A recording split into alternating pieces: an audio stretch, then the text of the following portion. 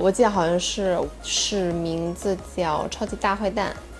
是一个动画片儿，也不一定吧。我觉得就是我其实看电影不是说我非要挑看什么题材的，就是只要是好看，或者是反正几乎动画片我都看。对，因为去看电影它可能跟追剧不太一样的，看电影就是你要塌下心来。我觉得其实很多人生活中都会就是旅行这句话嘛。我平时有的时候也会，其实不是每一个人都非要去做那种很伟大的事情，或者是做一个非常伟大的人。就有的时候你完成一些小事情就可以累积，然后积攒下来，可能就会慢慢的对于这件事有这种微弱的帮助吧。其实很多的事情，因为其实我还挺相信蝴蝶效应的，所以我感觉这句话应该也能就是有点关系吧。我觉得因为我不是那种专业演员，所以我应该会尝试初步应该会尝试跟自己性格差不多的角色吧，应该不会去挑战什么高难度，因为毕竟不是专业的，就跟唱歌不一样。感觉音乐在我生活中，其实如果要是说刨去就是感情啊、亲情啊这些东西的话，那其实音乐在我的生活中是100%的占比，因为这个是我热爱的事情嘛。人肯定都喜欢做自己热爱的事情，那肯定就在比如说生活中啊，就会听歌，然后再加上音乐又是我的工作，所以肯定这件事情会在我的生活中占很大的比分。但是亲情还是优于梦想的嘛。如果要是不把我爸爸妈妈算上的话，那可能音乐就是100%了。它对我的意义就是，首先它是我的工作，然后它是我的梦想，所以，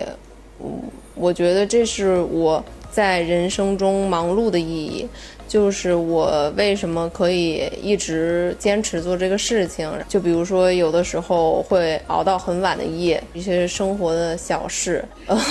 无一不涉及我的工作，我的梦想，就是它深入骨髓了嘛，就已经，因为我的生活中就是几乎全都是为了音乐，对，为了工作，其实没有什么自己的生活。我觉得不是说是高要求，是我这个阶段我要做什么事情，这是我的目标，我并不会把这件事情做得比别人都好，而是我自己给我自己定的目标，我完成自己的目标就好了，我也不会说跟别人比或者怎么样的，所以就是不能用高来形容，我做到自己最完善吧。从来没有过对，因为我只会给自己定我力所能及，包括我可以完成的很好的目标，我不会就是说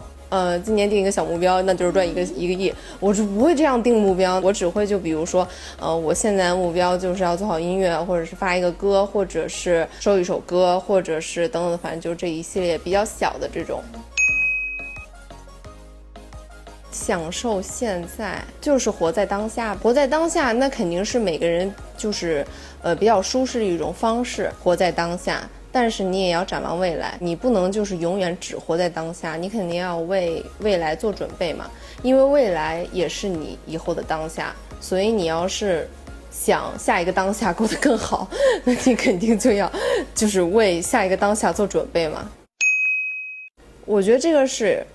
我也感觉这话说出来就很理性，有点怪怪的，但不是这样的啊。我这个人是把理性和感性分得很开的，因为如果从感情上来讲的话，那可能就是感性比较多一点，但是如果要是从工作上来讲的话，那可能就是理性比较多一点，可能就是生活中没有什么感情，除了亲情以外，没有什么太多的感情，要不就是友情啊之类的这种。但是我朋友也没有那么多，偶尔就是就是支持我的那个微博上的，包括抖音啊什么之类的啊，跟支持我的朋友们，我就是可能会跟他们有点互动。但是平时我是不跟朋友出去玩，就是私下就是生活里的朋友，我是不跟朋友出去玩的。所以就是其实生活就是也感觉都是感性，都是理性了，因为都是在工作。对，我很喜欢自己一个人待着，除了跟我爸妈、我姥姥什么之类的，就除了跟家人以外，我就更喜欢自己一个人待着，我不喜欢跟别人待在一块儿。马上快